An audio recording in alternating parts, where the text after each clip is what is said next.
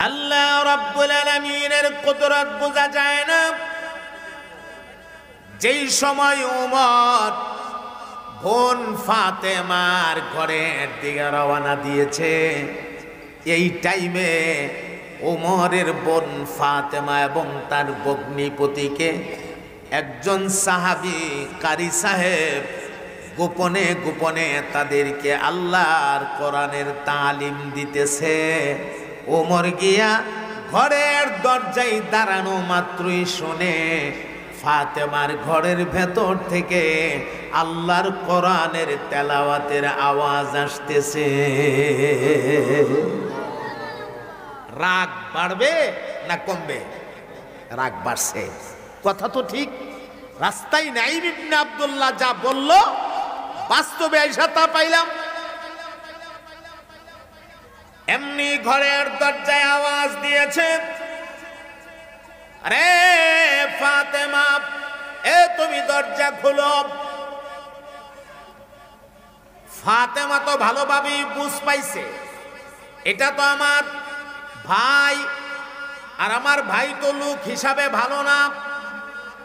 ভালোভাবে বুঝ পাইছে ফাতেমা। এখন কি করি? ফাতেমা মনে মনে চিন্তা করে, আমার ভাই ঘরে ডুইকা যদি আমরারে মারধর করে, এটা মনরে বুঝ দিতে পারবো, মাইনা নিতে পারবো। কিন্তু কারি সাহেব যিনি আমরারে কোরআনের তালিম দিতেছে, ওনারে যদি কোনো আঘাত করে, উনি তো আমার ঘরের মেহমান, ওনারে যদি কোনো আঘাত করে, এটা তো আমরা মাইনা নিতে পারবো না, কষ্ট লাগবে, কষ্ট। এই জন্য ফাতেমা ডাক দিয়া বললেন, ওগো কারি সাহেব, আপনি কোরআন শরীফ জানলে একটু লুকায়া যান। তখন তো আর পুরা কোরআন শরীফ নাজিল হয় নাই, অল্প যেটুকুন নাজিল হয়েছে। যখন যা নাজিল হয়, কোনো অংশ গাছের পাতায়, কোনো অংশ গাছের ছালের মধ্যে লিপিবদ্ধ করা হয়। আলগা আলগা পাতা, আলগা আলগা পাতা। আমার ভাই গো, কারি সাহেব কোরআন শরীফ কান নিয়ে আস্তে করে লুকায়া গেছে। এমনি ফাতেমা টান দিয়া দরজাটা খুইলা দিছে। দরজা খোলার পরে দেখে ভাব বালে না, উমর তলোয়ারটা ফাতেমার চেহারা বরাবর ধরছে। দইরা ডাক দিয়া কো, ফাতেমা, আমি খবর শুনেছি তুমি নাকি মুসলমান হয়ে গেছো। ওরে বোন, আমার সঙ্গে কোনো মিথ্যা কথা বলবে না, কারণ আমি কিন্তু দরজাতে দাঁড়াইয়া সব শুইনা ফেলছি। তুমি নাকি মুসলমান হয়ে গেছো, আমার ভগ্নিপতিও নাকি মুসলমান হয়ে গেছে। ফাতেমা তখন ইমানি আওয়াজে আল্লাহু আকবার বলিষ্ঠ কণ্ঠে জানিয়ে দিয়েছে, ওগো আমার ভাই, আপনি যা শুনেছেন সত্য শুনেছেন। আমরা কালিমা পড়েছি, আমরা মুসলমান হয়ে গেছি। এতদিনে আমরা আসল মালিকের সন্ধান পেয়েছি। জিন্দেগির সিংহভাগ কাটায়া দিলাম, আসল মালিক পাইলাম না। সারাটা জীবন দেবদেবীর পূজা করে কাটায়া দিলাম। হে ভাই, এতদিনে আমরা আসল মালিক পাইছি। তোমারও উচিত সে আসল মালিকের অনুগত হয়ে যাওয়া, সে আসল মালিকরে গ্রহণ করে ফেলা, এটা তোমারও উচিত। এমন সময় ওমর রাগান্বিত হইয়া ফাতেমাকে তলোয়ারের ঘাড়া দিয়া আঘাত করতে শুরু করছে। তলোয়ারের ঘাড়া দিয়া, উল্টা পিঠ দিয়া, কারণ ধারালো জায়গা দিয়া আঘাত করলে তো মরেই যাবে। মাইরা ফেলা তো আর উদ্দেশ্য না, বোনরে মাইরা ফেলানি উদ্দেশ্য না। উদ্দেশ্য আঘাত করলে আমার বোনটানি ইসলাম ধর্মটা ছাইরা দে। তলোয়ারের ঘাড়া দিয়ে আঘাত করতে শুরু করেছে। আমার মহতারাম ভাইয়ারা, আঘাত করতে করতে মহিলাদের শরীরটা তো এমনিতেই নরম থাকে, যেখানে আঘাত করে সেখানেই জখম হয়ে যা। কোনো জায়গা ফাইটা, চামড়া ফাইটা রক্ত বের হয়ে গেছে। ফাতেমা দাঁড়ায়া থাকতে পারে না। ফাতেমা জমিনের মধ্যে পইরা গেছে, গলা কাটা মুরগির মতো ছটপট ছটপট করতেছে। উমর বারবার বলতেছে, বোন রে, এখনো সময় আছে, মুহাম্মদের ধর্মটা ছাইরা দে, যদি না ছাড়ো স্বামী কিন্তু তোরে মেরেই ফেলবো। এমন সময় ফাতেমা ঈমানি আওয়াজে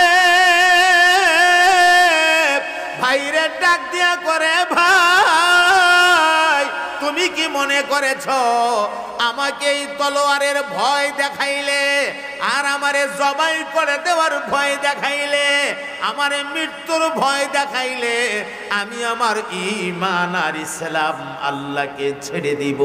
না গো ভাই, না না না, জানো না মহান আল্লাহরে কত ভালোবাসি, তোমার তলোয়ারের নিচে আমি আমার জীবনটা দিয়ে দিতে রাজি।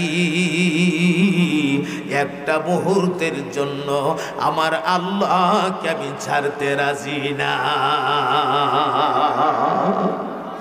আমি আল্লাহকে ছাড়তে পারবো না, জীবন দিতে পারবো তোমার তলোয়ারের নিচে। এই হলো ঈমান।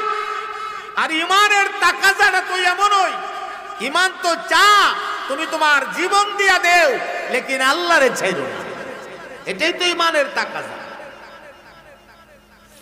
হযরত মুআজ রাদিয়াল্লাহু তাআলা আনহু আল্লাহর হাবিবের একজন ভলসিয়ান সাহাবী ছিলেন। হযরত মুআজ রাদিয়াল্লাহু তাআলা আনহু বলেন, আওসানি রাসূলুল্লাহ সাল্লাল্লাহু আলাইহি ওয়াসাল্লাম বিআশরি কালিমাত ক্বালা লা তুশরিক বিল্লাহ ওয়া ইন কুতিলতা আও হুররিকতা। হযরত মুআজ বলেন, আল্লাহর হাবিব আমাকে 10টা বিষয়ে ওসিয়ত করেছে। এর মধ্যে প্রথম নাম্বার ওসিয়তটা হইল, মাঝরে আল্লাহর সঙ্গে জীবনে কোনোদিন কাউকে শরীক করতে পারবি না, আল্লাহর সঙ্গে কাউকে শরীকদারি স্থাপন করতে পারবি না। ওয়াইন কুতিলতা আও হুররিকতা, যদিও তোমাকে কতল করে দেওয়া হয়, যদিও তোমাকে আগুন দিয়ে জ্বালিয়ে দেওয়া হয়, আগুন দিয়ে জ্বালাইলে আগুনে জ্বলবে, কতল কইরা ফেললে কতলকে পছন্দের সহিত গ্রহণ করে নিবে, লেকিন এক মুহূর্তের জন্য আল্লাহর সঙ্গে কাউকে শরীক করতে পারবে না। কারণ এই দুনিয়ায় এমন কোনো বস্তু নাই যেই বস্তু দিয়া আল্লাহর সাথে শরীক করা যায়। আরে কেমনে শরীক করবা আল্লাহর সাথে?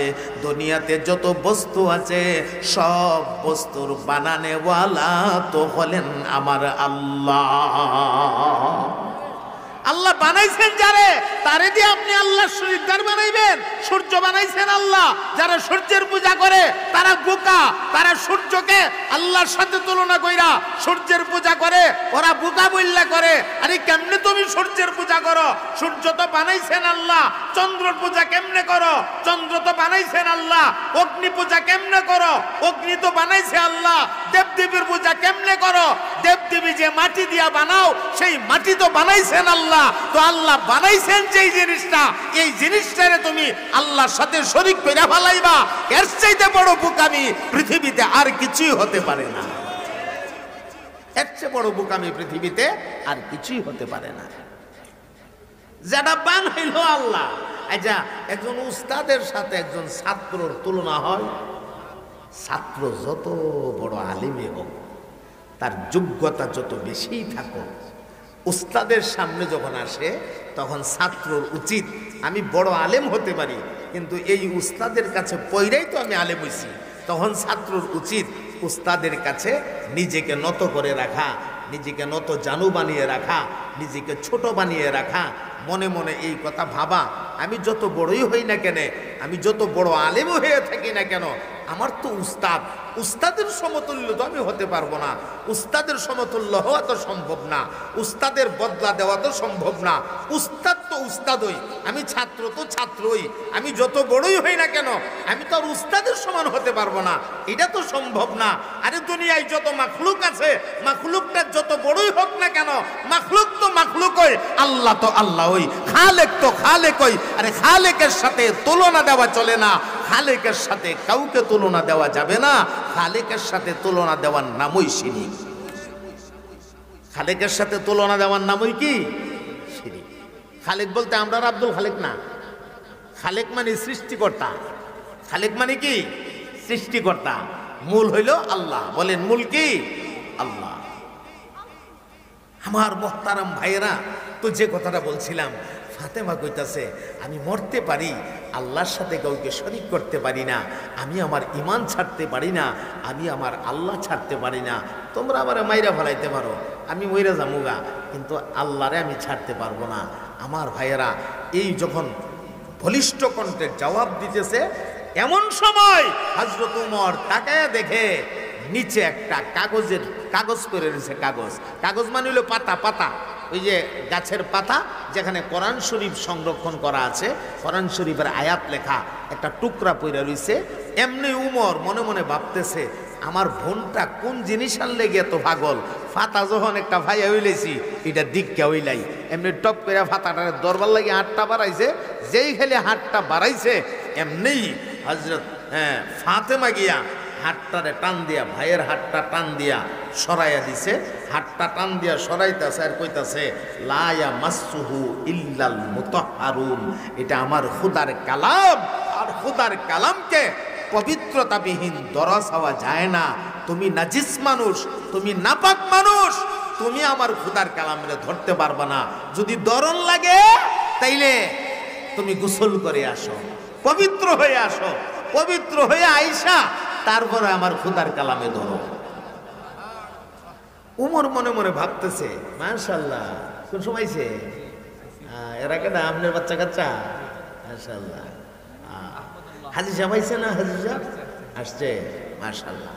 এই যে হাজি নিয়ামত সাহেব, উনি হইল শাহবাজপুর দারুল উলুম মাদ্রাসার ম্যানেজিং কমিটির সদস্য, আমরণ এখনো আছে আল্লাহর রহমতে, আমরা সময় থেকে ছিল, এখনো আছে। হাজি সাহেব অনেক সম্মানী মানুষ। হাজি সাহেব আসতে শুনলে খুশি হয়েছি, মঞ্চ আইব নি জানি, আইব মাশাআল্লাহ। আচ্ছা যাক, উমর দৌড় দিছে, গোসলটা কইরাই, গোসলটা কইরাই আর দেখতে হইলই কোন জিনিসটার লাগে আমার বোনে এত পাগল হইল। সুবহানাল্লাহ বলেন। লক্ষণটা ভালো না খারাপ? লক্ষণটা ভালো। দৌড় দিছে ওইটা। আমার ভাই দৌড়া গিয়া গোসল টোসল কইরা এরপরে আইছে, আয়া কো ফাতেমা, ফাতেমা কোন জিনিসের লাগি তুমি এত পাগল হইছ, দেও ফাতাটা আমার কাছে দেও। এমনি এই পাতাটা হাতে লয়া দেখে আল্লাহর কোরআনের সূরাতুত তাহা থেকে কিছু আয়াত সম্বলিত। উমর পড়তে শুরু করেছে। আরব দেশের মানুষ, তারা তো কোরআন পড়লে আবার নতুন করে বাংলা করে বুঝান লাগে না, আরবি পড়ে, নিজে নিজেই তর্জমা বুঝে। আয়াত লেখা তাহা মা আনজালনা আলাইকাল কুরআনা লিতাশকা ইল্লা তাযকিরাতাল লিমান ইয়াখশা। এইভাবে তিলাওয়াত করতে করতে করতে করতে একটা আয়াত সামনে আসছে, ইন্নানি আনাল্লাহ লা ইলাহা ইল্লা আনা ফা'বুদনি ওয়া আকিমিস সালাতা লিযিকরি।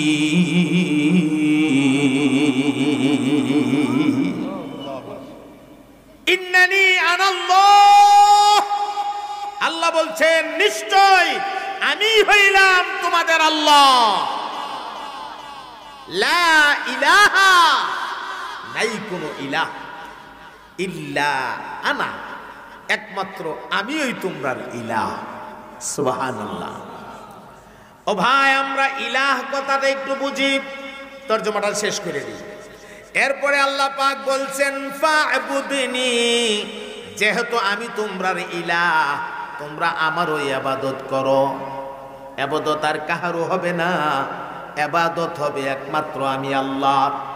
ওয়াকিমিস সালাতা লিযিকরি, এবং আমার জিকির হিসাবে, আমার শরণার্থে তোমরা নামাজ কায়েম করো। এজন্য মনে রাখবেন, জিকিরের মধ্যে সবচাইতে উত্তম যে জিকির, এই জিকিরের নাম হচ্ছে নামাজ। নামাজবিহীন অন্য কোন জিকির আল্লাহর কাছে পছন্দের না। তুমি নামাজ পড়ো না, জিকির লইয়া ব্যস্ত, নামাজ পড়ো না, মাজারু গিয়া খালি কুহু কাহু করো, এই জাতের জিকির আল্লাহ পছন্দ করে না, আল্লাহ কবুল করে না। তুমি নামাজ পড়ো, এরপরে যত ইবাদত করো সব ইবাদত পছন্দের, আসলটাই করো না। নকল লইয়া টানাটানি, আসলও ধরো না। তুমি ওই ডাল লইয়া শাখা লইয়া টানাটানি করো, শাখা ঠাই না, জাগাত পৌঁছা যায় না, আসলটারে আগে ধরতে হবে, ঠিক কিনা? আচ্ছা যাক, এখন ওই যে বলছিলাম লা ইলাহা, নাই কোনো ইলাহ, এই আয়াতে আমরা পাইছি। আমরার যে কালিমাটা, কালিমায়ে তাওহীদ যেটা, এটার মধ্যে এভাবেই লেখা লা ইলাহা ইল্লাল্লাহু মুহাম্মাদুর রাসূলুল্লাহ সাল্লাল্লাহু আলাইহি সাল্লাম। নাই কোনো ইলাহ আল্লাহ ছাড়া, কথাটা খেয়াল করেন, নাই কোনো ইলাহ আল্লাহ ছাড়া। আল্লাহর শানে একমাত্র ইলাহ শব্দটা ব্যবহার করলে এই শব্দটা হলো জামে, মানে আমরা কালিমার তর্জমা করি লা ইলাহা ইল্লাল্লাহ, নাই কোনো মাবুদ আল্লাহ ছাড়া। আমরা বলি এই ইলাহের জায়গাতে আমরা মাবুদ লাগাই দিই, অথচ মাবুদ কথাটা একটু আমরা বুঝতে হবে। মাবুদ কারে কয়? ভাই, যারা ইবাদত করে তারারে কয় আবেদ। যার পূজা করা হয়, যার ইবাদত করা হয়, তারে বলা হয় মাবুদ। তাইলে পৃথিবীতে এক শ্রেণীর মানুষ আছে যারা চন্দ্রের পূজা করে, তাইলে নিজেরা আবেদ, চন্দ্রটারে বানাইছে মাবুদ। যারা সূর্যের পূজা করে, নিজেরা আবেদ, সূর্যটারে বানাইছে মাবুদ। অথচ সূর্য মাবুদ হওয়ার কোনো যোগ্যতা নাই। যোগ্যতা না থাকার পরেও জোর কইরা হেরে মাবুদ বানায় লাইছে। হ্যাঁ, আগুনের পূজা করে, আগুন মাবুদ হওয়ার যোগ্যতা নাই, নিজেরা হইছে আবেদ, আগুন রে বানায় ফেলছে মাবুদ। যারা দেবদেবীর পূজা করে, হ্যাঁ দেবদেবী কখনো সে মাবুদ হওয়ার যোগ্যতা নাই, কিন্তু নিজেরা আবেদ হইয়া দেবদেবীরে মাবুদ বানায় লাইছে। যেহেতু মাবুদের সাথে মাবুদ শব্দটা বললে অন্য কাহারু, অন্য কাউকে বুঝায়, এরকম একটা ইশারা পাওয়া যায়, এরকম একটা গ্রান পাওয়া যায়। এই জন্য আমি মনে করি আল্লাহর শানে এই শব্দ ইস্তেমাল না কইরা আল্লাহর শানে সবচেয়ে ফায়দামন্দ বা সবচেয়ে গুরুত্বপূর্ণ যে শব্দ, যেই শব্দ ইস্তেমাল করলে আর কেউ এই শব্দের সাথে আপনার শরীকদার হওয়ার কোনো সুযোগ নাই, এই শব্দটার নামই হচ্ছে ইলাহ। এই শব্দটার নাম কি? ইলাহ। ইলাহ শব্দটা উচ্চারণ করলে এই ইলাহের সাথে দুনিয়ার কেউ আমি ইলাহ এই দাবি করার অধিকার নাই। জগতে যারাই নিজেরে খোদার দাবি করছে, ইলাহ শব্দটা কেউ ব্যবহার করছে না। কেউ কেউ কইছে আনা রব্বুকুমুল আলা, আমি তোমরার উত্তম রব। আবার কেউ কেউ নিজেরা মাবুদ দাবি করছে, আমি তোমাদের মাবুদ। হ্যাঁ, তোমরা আমার ইবাদত করো, আমার পূজা করো। হ্যাঁ, বাংলা দিয়া তারা যেটা বুঝাইতো যে আমার পূজা করো, আমার উপাসনা করো, আমি তোমরার মাবুদ। কিন্তু ইলাহ, আমি তোমরার ইলাহ, এই দাবিটা জগতের কেউ করতে পারে নাই। কারণ ইলাহ এমন একটা শব্দ, যেই শব্দ একমাত্র আল্লাহর শানেই প্রযোজ্য, আল্লাহ ছাড়া জগতে আর কাহারু শানে এই শব্দটা প্রযোজ্য না। এজন্য আল্লাহ রব্বুল আলামিন জায়গা জায়গা কোরআন শরীফে বলছেন, আমি হইলাম একমাত্র তোমাদের ইলাহ, আমি ছাড়া জগতের আর কেউ তোমাদের ইলাহ হতে পারে না। হযরত উমর ইবনুল খাত্তাব, মনোযোগ দেন কথাটা, হযরত উমর ইবনুল খাত্তাব রাদিয়াল্লাহু তাআলা আনহু যেই মাত্র এই আয়াতটা চোখের সামনে পড়ছে, আয়াতটাকে তিলাওয়াত করে আর উমরের দুই চোখ দিয়া অটোমেটিক পানি বের হয়ে গেছে। সুবহানাল্লাহ বলেন। ভাই লক্ষণ ভালো না খারাপ? এমনি উমর ডাক দিয়া কয়, রে বোন ফাতেমা, আমি হেদায়েত পাইয়া গেছি রে বোন, আমি সঠিক বুঝা গেছি। আর দেরি না, আমারে জলদি জলদি কইরা ওই নবীর দরবারে নিয়ে যাও, যেই নবীর দরবার গ্রহণ কইরা তুই ফাতেমার জীবনটা ধন্য হয়ে গেছে। আল্লাহু আকবার বলেন, আল্লাহু আকবার। আমার ভাইরা চারজন মিল্লা রওনা দিলেন নবী পাকের কাছে যাবে। কারা কারা চারজন? ওমর ইবনুল খাত্তাব, ওমরের বোন ফাতেমা, ওমরের ভগ্নিপতি, আর ওই যে কোরআন শরীফ লইয়া লুকাইছেন একজন সাহাবী কারি সাহেব, উনি দেখে ভাব ভালোই দেখা যা, লক্ষণ তো ভালোই দেখা যা। আস্তে আস্তে নিচ থেকে কোনার থেকে বাইরে আইছে। এই চারজন আবার নবী পাকের উদ্দেশ্যে রওনা হয়ে গেছে। এরা পৌঁছাইতে পৌঁছাইতে ওখানে যায়, পৌঁছাইতে তাকে আমরা একটু জিকির করে ফেলাই। আমার সম্মানিত ভাইয়েরা, এখন এই চারজন রওনা দিছে আল্লাহর হাবিবের কাছে যাবে। ইমামুল মুরসালিন রাহমাতুল লিল আলামিন হাবিবে কিবরিয়া আল্লাহর হাবিব অবতরণকৃত ওহীর বর্ণনা দিতেছেন। পাহাড়ের একটা আড়ালে, পাহাড়ের আড়ালে সাহাবীরারে জমাইয়া অবতরণকৃত ওহীর বর্ণনা দিতেছেন। দাওয়াত তো গোপনে চলে, গোপনে গোপনে রাসূল পাহাড়ের আড়ালে শোনাইতেছেন কথা। এমন সময় এই চারজন মানুষ গেছে, রাহাবর হইল ফাতেমা এবং তার ভগ্নিপতি। তাদের রাহাবরিতে ওরা নবীর দরবারে গিয়া পৌঁছে গেছে। নবী পাকের কাছে গিয়া মাজমার পেছন দিকে চারজন লাইন দিয়া দাঁড়াইছে। যেই মাত্র চারজন লাইন কইরা মাজমার পেছন দিকে দাঁড়াইছে, এমনি সাহাবা একরাম আজমাইনের মনের ভেতরে একটা সন্দেহ ঢুকিয়া গেছে। লক্ষণ ভালো না, পরিস্থিতি বেশি ভালো দেখা যায় না। ঘটনাটা কি হইল? সঙ্গে যারা তারা তো মুসলমান, সঙ্গে যারা তারা তো মুসলমান। এদিকে উমরের বোনও মুসলমান, উমরের ভগ্নিপতিও মুসলমান, আবার অপর দিকে আমাদের কারি সাহেব সাহাবী তিনিও মুসলমান। কিন্তু উমর তো মুসলমান না। উমরের হাতের মধ্যে দিয়ে আবার তলোয়ার দেখা যায়। মনে হয় উমর এরারে জিম্মি কইরা নবীর দরবার পর্যন্ত লই আইছে। এরা মনে হয় জিম্মি হয়ে গেছে, এরা রাস্তা দেখাইতে বাধ্য হয়ে গেছে। এরা বাধ্য কইরা উমরে এদেরকে লইয়া নবী পর্যন্ত আসছে। সাহাবীরা হানাহানি কানাকানি শুরু করছে। এখন কি হবে? উমর নিয়ে আবার আল্লাহর নবীর উপরে কোনো আক্রমণ করে। এমনি জাফর ইবনে আবি তালিব অনেক বলশিয়ার একজন মানুষ ছিলেন। জাফর ইবনে আবি তালিব বড় মাপের একজন মানুষ ছিলেন, শক্তিশালী মানুষ ছিলেন। জাফর ইবনে আবি তালিব উনি মাঝখান থেকে লাফ মেরে দাঁড়াইয়া আল্লাহর হাবিবের চেহারায় আনোয়ারের দিকে তাকায় ডাক মারছে, ওগো নবীজি, না না না, কোনো পেরেশানি উঠানির কারণ নাই, কোনো টেনশন নেওয়ার কারণ নাই। আমি জাফর ইবনে আবি তালিব আপনার সাথে কথা দিলাম গো নবী, উমর যদি আজকে আপনার সঙ্গে কোনো বেয়াদবি করে, উমরের হাতের তলোয়ার দিয়া উমরের মাথা তার গর্দান থেকে আমি নিজের হাতে আলাদা করে দেব। হে নবীর সাহাবীরা, ওরে সাথীরা, তোমরা কোনো ভয় কইরো না, পেরেশানি কইরো না। আরে ভয় পাইলেই ভয়, ভয় না পাইলেই তো জয়। ভয় করা যাবে না, ভয় করলে পরাজয় হয়ে যাইবা, আর ভয় না করলে জয় হয়ে যাইবা। আমার মোহতারাম ভাইরা, মনে রাখবেন সাহসের একটা অপর নাম জাদু। সাহস করে যদি আপনি কোনো কিছুর মোকাবেলা করেন, দেখবেন ওই বস্তুটা আপনার কাছে দুর্বল হয়ে গেছে। আর সাহস যদি থাকে না, আপনি যত শক্তিশালী হন না কেন আপনি দুর্বল হয়ে যাবেন।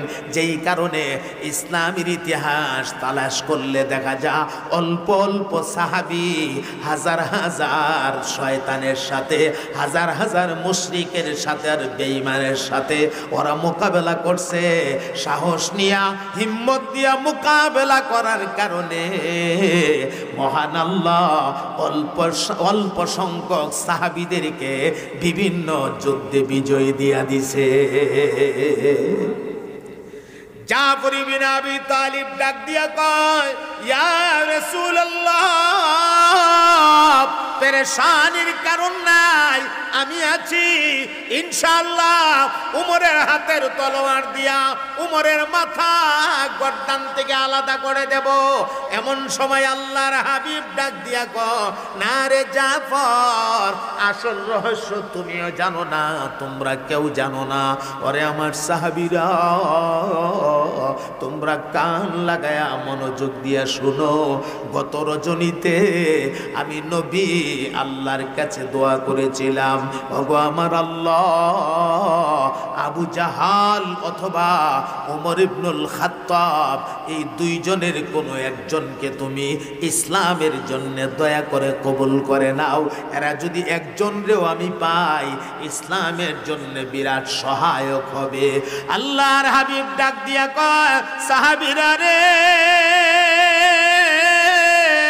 পেরেশানি উঠায়ও না, আমার মন সাক্ষী দিতেছে উমরকে মহান আল্লাহ ইসলামের জন্য কবুল করে নিয়েছে। আল্লাহু আকবার বলেন, আল্লাহু আকবার। তোমরা রাস্তা খুলে দাও, উমরকে আমি নবী পর্যন্ত আসার সুযোগ দিয়া দাও। সাহাবীরা রাস্তা খুলে দিলেন। উমর কদম কদম চলতে চলতে আমার নবী পাকের সামনে গিয়া দাঁড়াইছে। সামনে গিয়া দাঁড়ায় রাসূলের চেহারায় আনোয়ার জীবনও তো কাছের থেকে আমার নবীরে দেখতে পারে নাই, কারণ আবু জাহাল তো সব সময় ফিরাইয়া ফিরাইয়া রাখছে। আমার নবীর চেহারায় আনোয়ার এত মায়াবী চেহারা, যেই নবীর চোখের দিকে তাকাইলে মানুষ দুনিয়া ভুল্লা যাইতো। এমন চমৎকার দুইটা চোখ আমার আল্লাহ নবীরে দান করছিল। আমার নবীর দুইটা ঠোঁট যেন গোলাপের ফাফরি, তাকাইলে তাকায়া থাকতেই মনে চাইতো।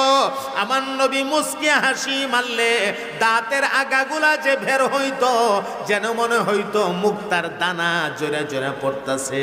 আমার নবী হাসি মারলে পুরা চেহারাটা লাইট হয়ে যাইতো, লাইট। আমার নবীরে কেউ যদি ভালো করে এক নজর দেখছে, এই লোকে কালিমা না পড়ে পারছে না। ওমর ইবনুল খাত্তাব আমার নবীর মায়াবী চেহারার দিকে তাকায়া আর নিজেরে কন্ট্রোল করতে পারে না। দুইটা চোখের পানি আর ধরে রাখতে পারে না। দুইটা চোখের পানি ছাইরা দিয়া কান্দে আর ডাক দিয়া কয়, ইয়া রাসূলুল্লাহ, আমি বুঝতে পারি নাই গো নবী, আমি ভুল করেছি। আজকেও আপনার মাথা নেওয়ার জন্য আমি ঘর থেকে বের হয়েছিলাম। এই যে দেখেন আমার তলোয়ার, এই যে দেখেন আমার হাতে ডুলা ব্যাগ বা পয়সা, আপনার মাথা নেওয়ার জন্য আমি ঘর থেকে বের হয়েছিলাম। আল্লাহ রাব্বুল আলামিন আমাকে সঠিক পথের সন্ধান দিয়ে দিয়েছে। আর দেরি করতে চাই না গো নবী, আমি নিজে কোরআনের একটা অংশ পড়েছি, পড়ে আমি ভালোভাবে বুঝতে পারছি এটা দুনিয়ার কোনো মানুষের কালাম না, এটা নিঃসন্দেহে মহান আল্লাহ পাকের কালাম। অতএব আমারে কালিমা পড়ায়া দেন, আমারে মুসলমান বানায়া নেন। সাথে সাথে ওমর ইবনুল খাত্তাব আল্লাহ নবী পাকের হাতে ধইরা কালিমা পইরা মুসলমান হয়ে গেছে। আমার মোহতারাম ভাইরা, তাহলে বলুন হেদায়েতের মালিক কে? আরো জোরে বলেন, হেদায়েতের মালিক কে? হযরত উমর আমার নবীর হাতে ধরে পড়ে নিছে, লা ইলাহা ইল্লাল্লাহু মুহাম্মাদুর রাসূলুল্লাহ, লা ইলাহা ইল্লাল্লাহ। মাশাআল্লাহ, জবান উচ্চা করেন, জবান উচ্চা করেন, জওয়ান মানুষ আপনারা উচ্চা করেন জবান। ইল্লাল্লাহ লা ইলাহা ইল্লাল্লাহ লা ইলাহা ইল্লাল্লাহ লা ইলাহা ইল্লাল্লাহ লা ইলাহা ইল্লাল্লাহ।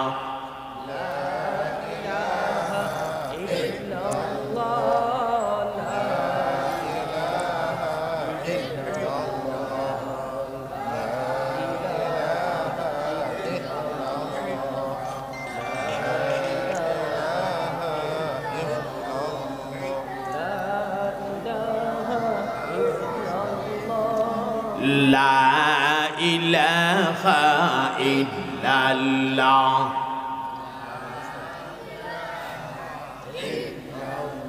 তেরে সেবা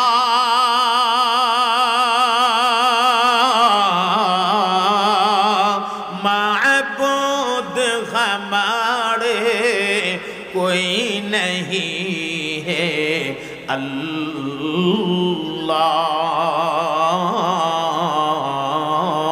तू ही हमारे माशूक़ हक़ीक़ी इलाह ला इलाहा इल्लल्लाह। माशाअल्लाह, मोहब्बते पढ़ुन ला इलाहा इल्लल्लाह ला इलाहा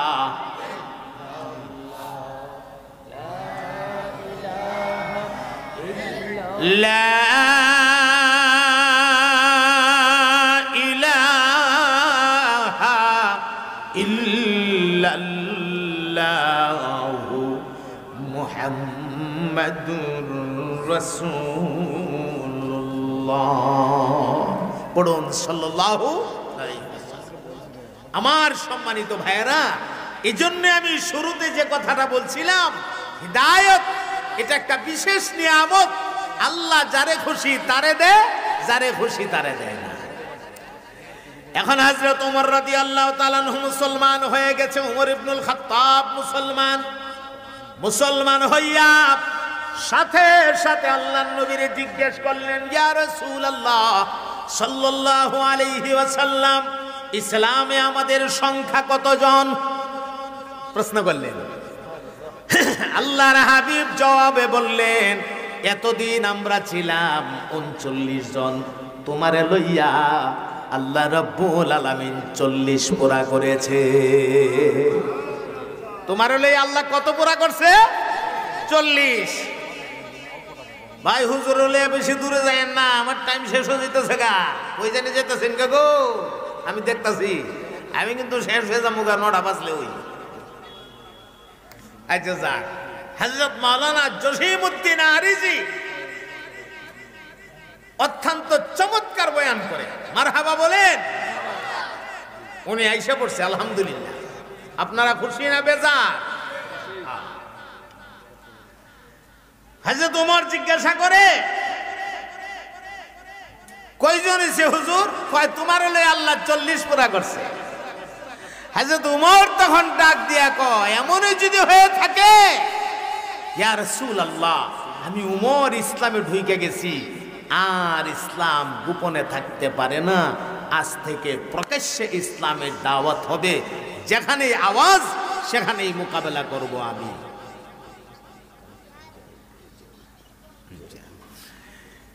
যেখানেই আওয়াজ হবে মোকাবেলা আমি করব, দাওয়াত শুরু হয়ে যাবে প্রকাশ্যে। সুবহানাল্লাহ। যেই মাত্র বলছে প্রকাশ্যে দাওয়াত শুরু হয়ে যাবে, আল্লাহর হাবিব বলেন, ওমর সবুর করো, ধৈর্য ধারণ করো, এখনো সময় হয় নাই। আল্লাহর তরফ থেকে অর্ডার আসবে। আমি রাসূল নিজের থেকে কিছুই করি না, আল্লাহর হুকুম ছাড়া আল্লাহর পক্ষ থেকে অর্ডার আসলেই আমরা প্রকাশ্যে দাওয়াতের কাজ শুরু করে দেব। সুবহানাল্লাহ। হযরত উমরের মনের তামান্না রব্বুল আলামিনের দরবারে কবুল হয়ে গেছে। আহকামুল হাকিমিন আল্লাহ রাব্বুল আলামিন নবী পাকের কাছে ওহী পাঠায়া দিলেন, নোটিশ করে দিলেন, বন্ধু গো, ওমরের তামান্না আমি পুরা কইরা নিয়েছি, আমি আল্লাহ কবুল করে নিয়েছি, প্রকাশ্যে দাওয়াতের কাজ শুরু করে দেন। ওয়া আনজির আশিরাতাকাল আকরাবিন।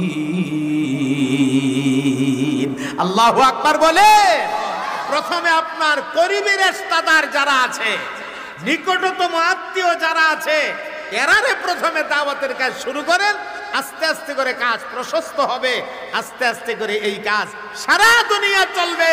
আগে এখন নিজের ঘর থেকে আপনি কাজটা শুরু করেন। সুবহানাল্লাহি ওয়া বিহামদিহি। আমার নবী পাক নিজের ঘর থেকে কাজ শুরু করার জন্য তখন সাথে সাথে নিজের বংশের লোকদেরকে ডাক দিছে, নিজের গোত্রের লোকদেরকে ডাক দিছে, এক জায়গায় জমা করছে। আজকে মনের কথাগুলা সব খুল্লা বলবে।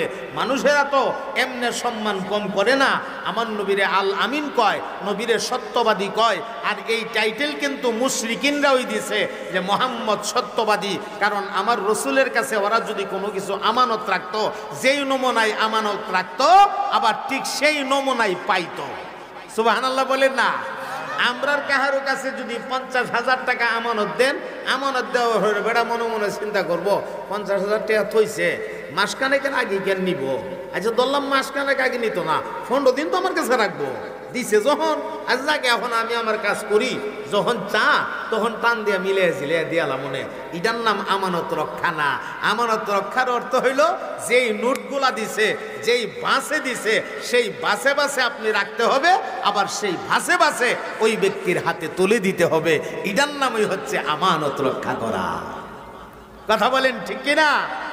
আমার সম্মানিত ভাইয়েরা, রসুলের কাছে তখন তো ব্যাংক ছিল না, আমার নবীও ছিল তার আর ব্যাংক।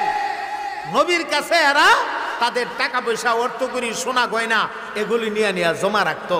রসুল আমানতের সাথে এগুলির হেফাজত করে রাখতো। রসুল জমাইছে সবরে জমায়া, খুব সংক্ষেপ করে কথাটা আপনাদেরকে শোনায়া দেই।